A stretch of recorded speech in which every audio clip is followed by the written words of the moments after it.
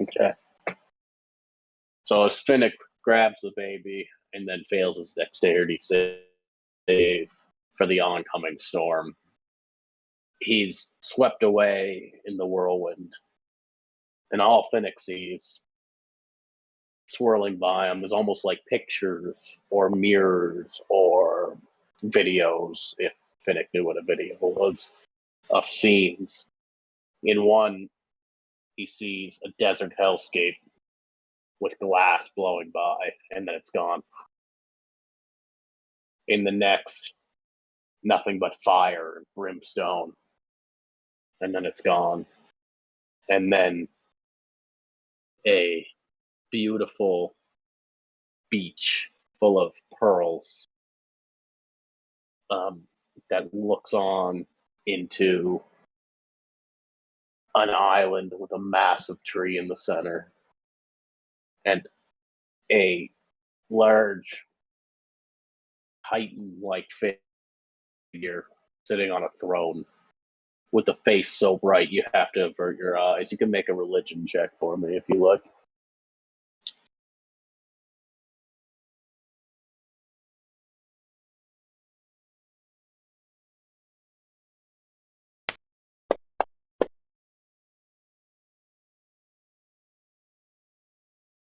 You got a 10. Something tickles you about him, but you can't quite place your finger on it. Again, it's swirling, and you're being drawn near, almost pushed in one direction against your will. And then the last second, a mirror comes towards you. It is a blank mountainside with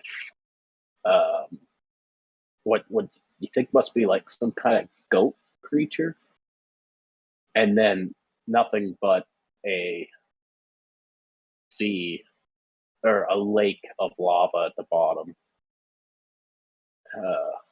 and it's speeding towards you, almost pulling you towards it. What do you do?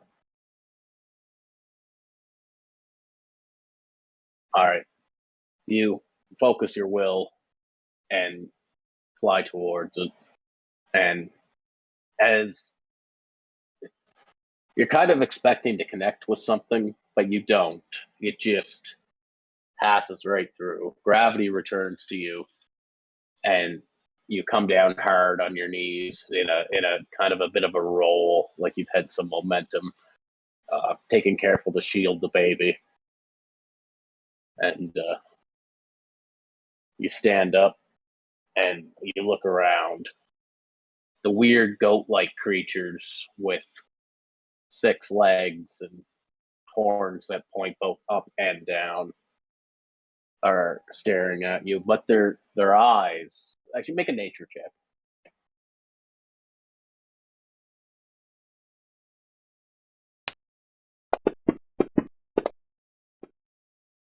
20. Yeah, their eyes are unmistakably goat eyes, like that rectangle, Yeah, they're like rectangular like frog eyes almost.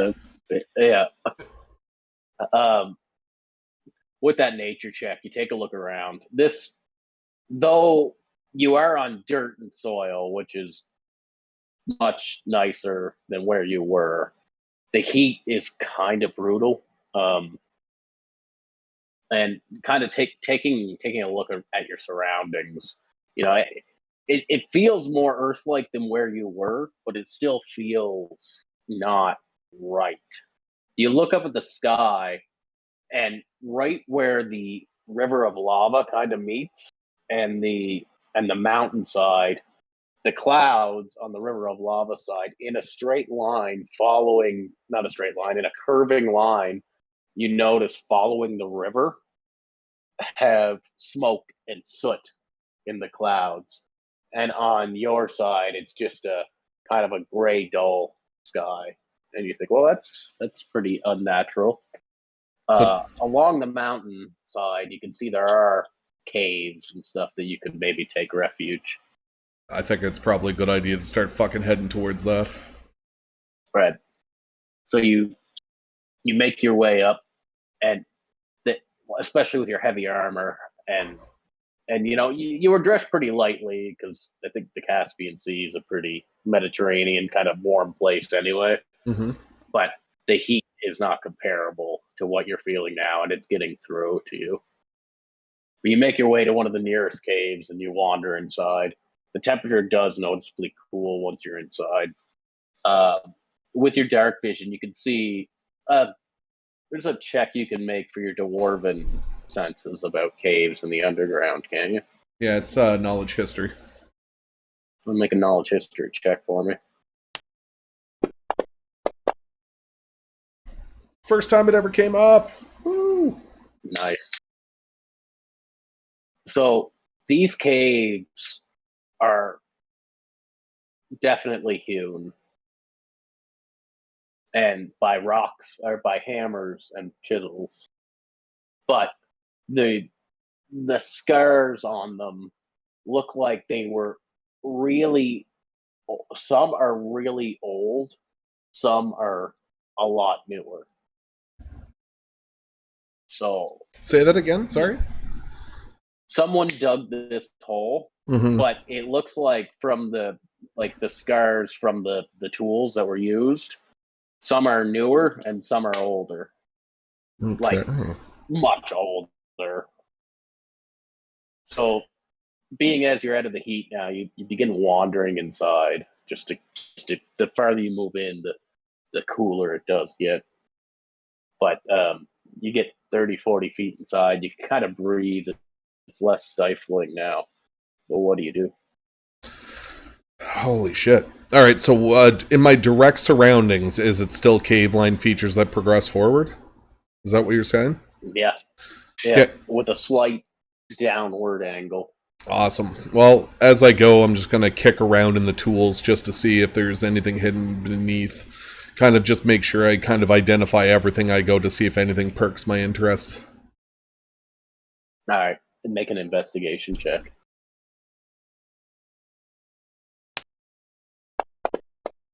Oh, you were almost a nat 20. All right. 8, 9. All right. So kicking along, it kind of, you're distracted. This is weird, right? You're kind of worried about yourself. I'm basically trying to identify whether or not these are like if there's any bodies within like the area, or if there's any other than tools. Right. One thing you do find is you come across a pickaxe, and you pick it up, and instantly it's of dwarven make. That's very old dwarven make.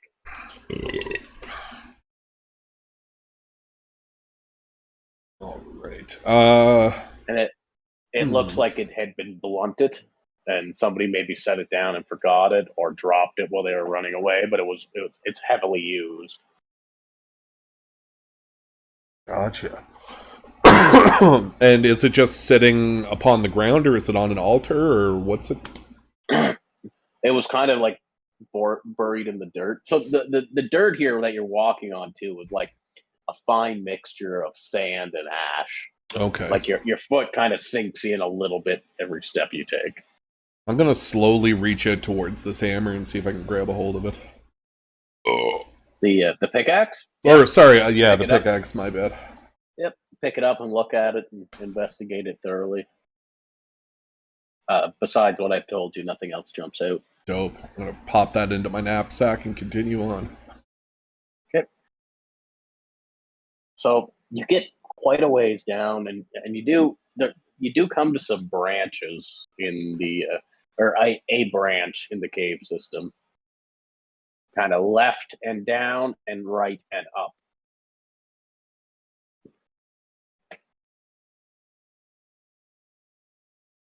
And because of your high nature check earlier, you can kind of tell that right and up kind of leads out, and left and down leads further into the cave system.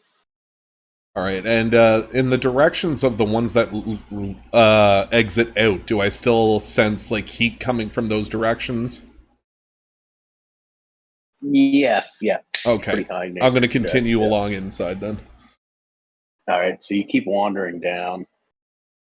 And I would like you to make a religion check for me. Vada good. I wish I had all this shit hotkeyed. It would be nice, wouldn't it? We got a 15. You might be able to hotkey them down there on the 1, 2, 3, 4, and 5. I Yeah. think you can drag shit on there to hotkey it. Anyway. You got a 15? Yeah. All right. Bubbling up from the depths, you swear you can hear a hymn of Moradin, which is a drinking song. Nice.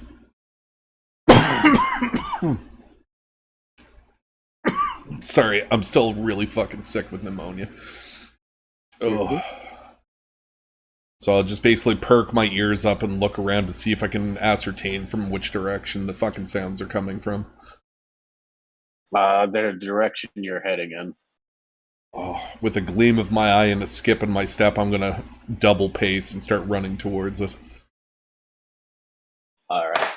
So the dusty, ashy soil becomes less dusty and ashy and turns more into work stone. And as you're going, which feels like a long time, the walls begin to take on more of a work stone shape, where before it was like a semicircular cave. Now it's turning into a rectangular hall. And then the stones become layered. And then you start seeing calligraphy on them. Old dwarvish. Like the stuff you read in scripture. Gotcha. Old language. And then as you keep going, unless there's something else you want to do as you come upon it, I think I'm good. you keep going. You start coming across stone statues, big square-ish shoulders of dwarves with their beards and their axes held either at waist or their hammers held in a certain pose, like striking an anvil. And you can see on them, each of them has a name. Duradin, Mirabar. Oh, fuck all the demigods. Nice. Do a religion check. Well, I'm just saying that as a player. Gotcha. Religion. Or a history, either one. I like religion. Religion's dope. 21. Okay. That's persuasion, but just fucking Christ. +4, I can see it. 20, 22. Okay. So you see, you recognize some of these names, not like you knew them, but just names of like saints, dwarvish warlords, like mortal dwarves who in the past have gone over it, or even maybe they were just stories, right? Kind of like Ragnar for the Vikings, right? Yep. And you go through them all, and then you're kind of coming along, and there's a light up ahead. But one last name you see, and it stops you dead in your tracks, is your father's name. I fucking knew it. I knew it. I knew it. Okay, cool. That's, yeah, so Finnik, upon realizing this, starts to quake. He drops his shield and his fucking warhammer to the ground. By God, how can this be? He starts to ponder all of the childhood memories he has of his father and his mother in the happy times, and then it quickly shrouds over with the bad and what he had to do to survive his father's attack. Do a perception. Oh, go ahead. No, I'm just saying that was dope. Do a perception check. We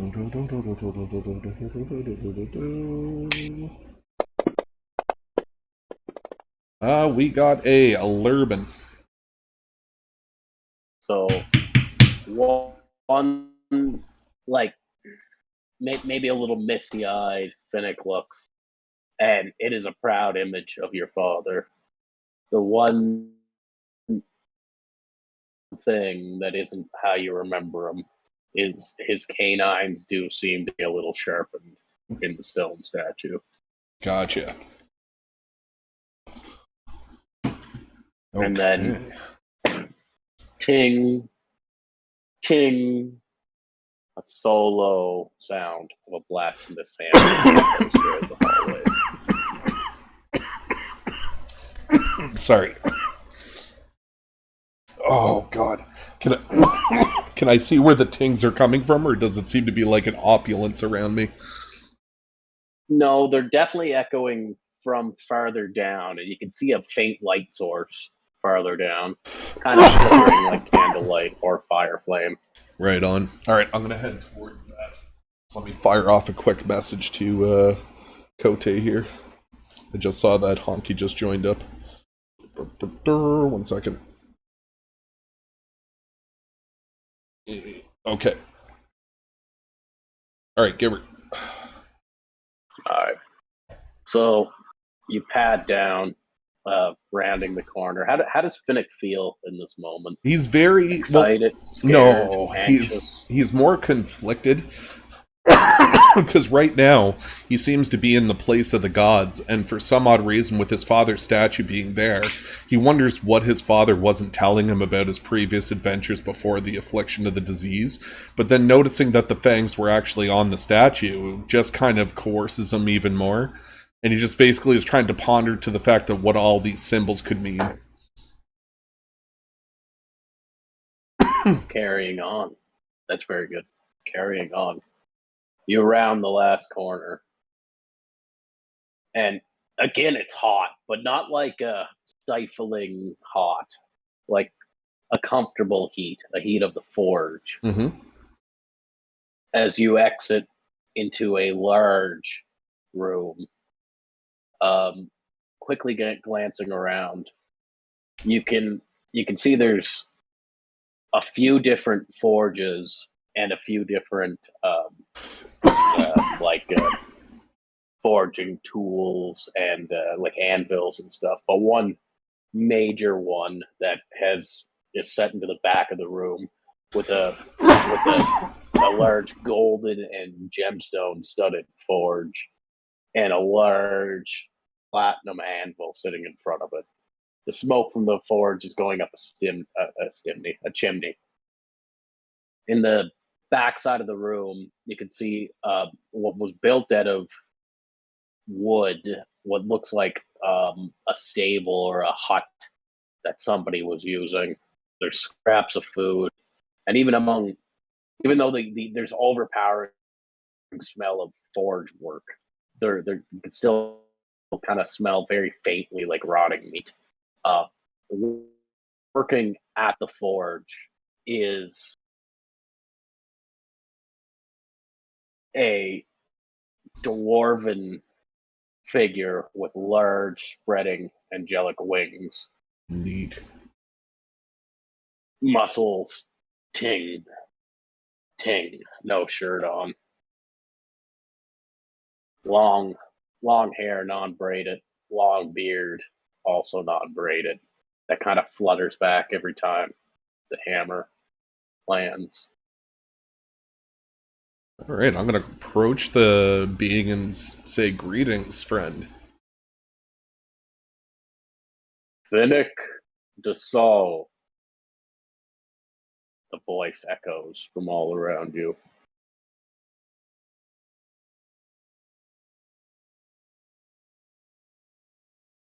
You have come to a strange place. Ting, ting. Well, I can't say it was by choice, friend. No. But one has pulled the strings of fate. Ting, ting, to bring you here. At that point, he sets the hammer down and turns around, and you get a glimpse of it, and the hammer seemed ghostly, and there was a blade of some kind. Excuse me, laying on the anvil, and as he turns to you, it fades away like mist blown in the wind. The item he was working on? Yes, Okay. and he begins walking towards you, and he's still a dwarf and dwarven in stature, Uh-huh. but bigger in all aspects than any dwarf you've seen, Kind of right? like a Goliath So, next to an orc kind of deal. yeah, same thing. Like, so just he's still got dwarven features, dwarven everything, beautiful, right? Yeah. But like, big manly pecs, perfect six pack, probably half a foot taller than you, half a foot wider, kind of thing. Gotcha. Well, I'm definitely going to take a knee and bow. I am Dumadoin. I call Moradin my master, as I think you do as well. Yes, friend. Yes, my key. I know not why, as we aren't allowed to trifle in the business of mortals often, but for some reason, the master has brought you here. You'd think against your will, but not, but nay. And he kind of like points his hand out, and an image of you seen in third person falling towards a mirror that's leading where there's a large horned demonic creature biting the head off of a humanoid creature and looking towards you. It's not often that the great ones deal with the business of mortals. He has brought you here for a reason, though he tells me not what. Do you know what this place is? Seems to be the Soul Forge, if I remember correctly. But it seems to be cursed, almost broken.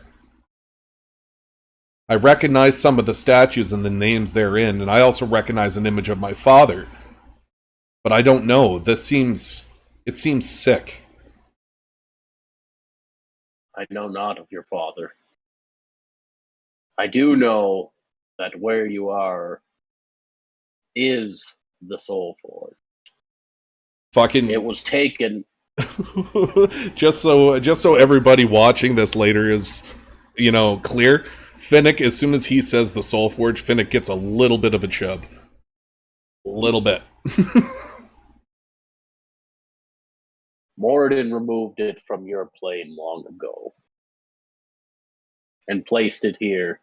And he holds his hand off to the direction you came, and his left hand, and says, betwixt the plane of fire, and he holds his hand off to the right, and he says, and the plane of earth.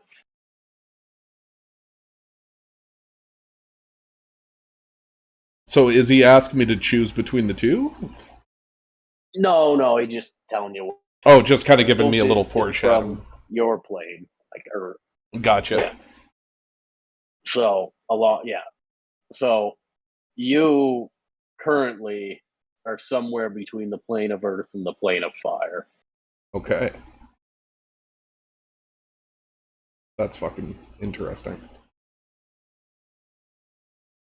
He does not explain much as gods are wont to do, but he said it was safer here due to the rising of some ancient beings.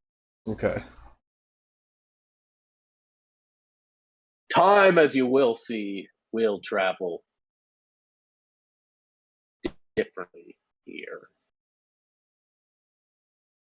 It much faster for you than it will be for the friends you've left behind. And he waves his hand again, and a different picture comes, and you see your friends as last you knew them in the real world in the room where you did the ritual to go into Edmund's, to go into the plane, the yeah, you know what I mean, Yeah. right? With yeah. So you see them there, and you see kind of just The one thing you notice is Edmund, which was before just kind of, drugged out, he's kind of in the process of standing up and moving. And then the image fades. And he says, Moradin wishes much of you, son. I am told now that I can offer you a way out. Or you could choose to stay here and forge your own path and forge a weapon that will help you in your endeavors and help your friends in their endeavors on his great forge. Nothing would please me more than to stay with the statues of my forefathers. This creature that is attacking the world, it must be stopped. Although I haven't been with my friends very long, I do attune a small kinship with them. If Morden would allow me, I would like to remain here and try to craft some kind of a future for our people. The dwarfs of this land, they must be saved. They can't be lost to the issues of time. If you would allow me to remain, I will craft a mighty gift for the world. Morden will be pleased to hear that, though I must tell you, it will not come without sacrifice. For all great weapons are made as such.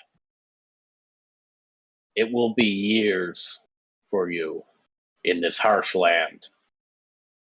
There are ways of surviving in it, but you will be on your own.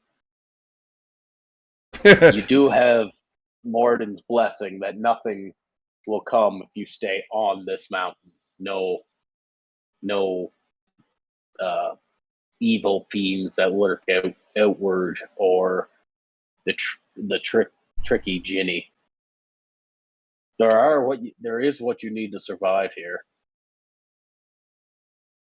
Understood.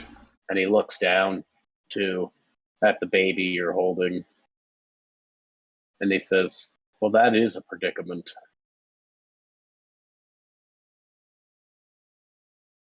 I look towards the child and see it gooing and gawing.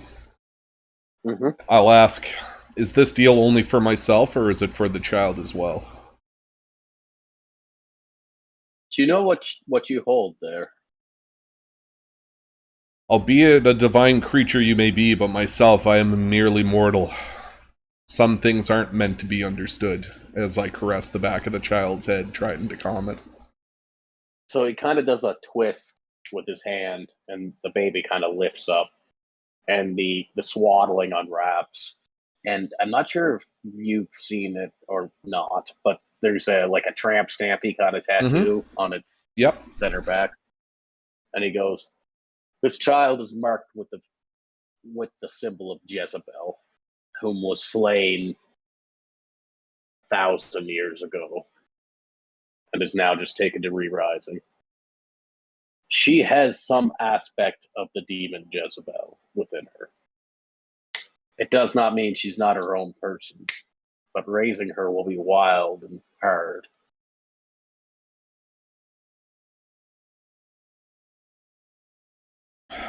If Morden would allow it, the child may remain with me, and I will teach it all that I know, from Stout to Stollhaven.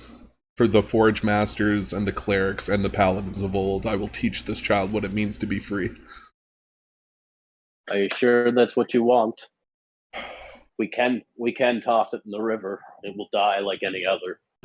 You've obviously never heard of Davos or Scrog, I'll say jestingly. Slight smile curls on his lip, and he goes, "I'm not allowed to deal in the affairs of mortals without permission." Make an insight check with that, actually. Okay. Oh, fuck. Come on, man. My mouse is on turbo mode, and it's hard for me to click on shit. What did you want me to roll again? Insight. Like when I cough and try to grab the dice, I might as well be out at the bus stop. 12. 12. So, like, something does tickle you whenever he said that he's not allowed to deal in the affairs of mortals. Gotcha. So there's something he's not telling me. Yeah. Okay, understood. So as I look upon the halls of my forebears, I take a step forward towards him. I kneel down in like a full supine position and just be like, I can begin whenever you wish. Well, you'll have to begin now. And take heed, though the life of dwarf might be long, this will be a long time. I can't say how long, that will be up to you. But years, perhaps even decades, or a century. Are you willing, for you? Yeah. Are you willing to make that sacrifice? I've made several oaths in my lifetime. Every single one I've remained true to my word. Except for one. I must give up the path. I must give up the right in my heart that I believe I am owed to deal with my father's mistakes. I hereby cast aside the rule of family law and blood bonds, and I devote myself to this cause.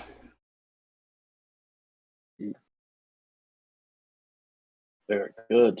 But an oath given to Morin isn't so quickly taken aback.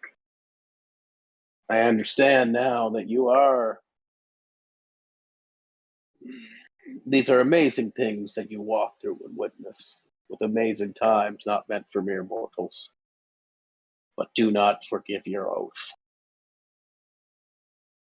You still have to avenge your father, and you will have a chance, I'm sure of it. But for now, you must craft and live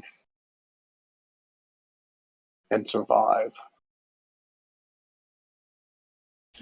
Morden, guide my hand. He kind of looks up and whispers something. You make a perception check.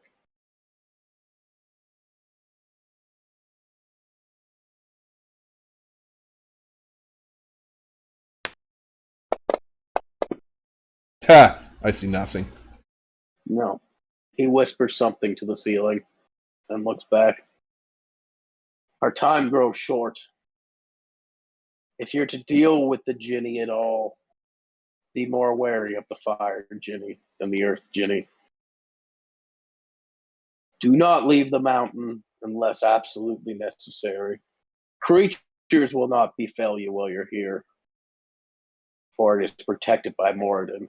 However, if you are to fall on your own blade or collapse yourself in a rock slide, the hand of Moradin will not save you other than your own powers that have already been granted.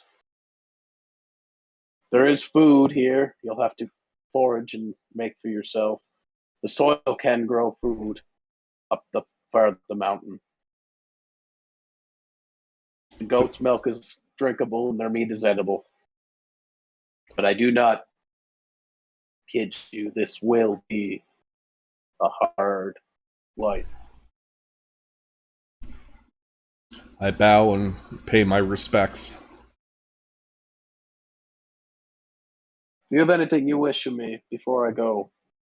I doubt you will see another rational being for quite some time. Perhaps a message? A message. A message to my friend. Telling him that I'm okay. Telling him I have found the path to God and the Soul Forge, and I view the lineage of my people. And I'll ask him to send that to Fisker. Interesting. There goes a token then. Something they'll know it's from you. And he's kind of eyeing your shield. It says, I think this would probably be better. And I'm going to reach into my back pocket and I'm going to provide the journal and the Necronomicon for the vampires and place it on the shield and hand all three. Scrawl in it what you wish to say, but be quick. I love you all. I have much respect for the pleasantries and the gallant affairs that we've been doing as of late. I just want you to know that I believe in the cause, and I believe if we all stick together, in death and in life, we can vanquish this foul beast and save the realm. Perhaps we will see each other again. Your friend, Finnik. All right. So, if you don't mind, and if you want to make any changes to it, go ahead and write that short note down Okay? to give to the party at a later date. When Will we do. play next, maybe, or maybe a different time. But I'll let you know in game when it comes up, and you can send Sounds it off good. or read it.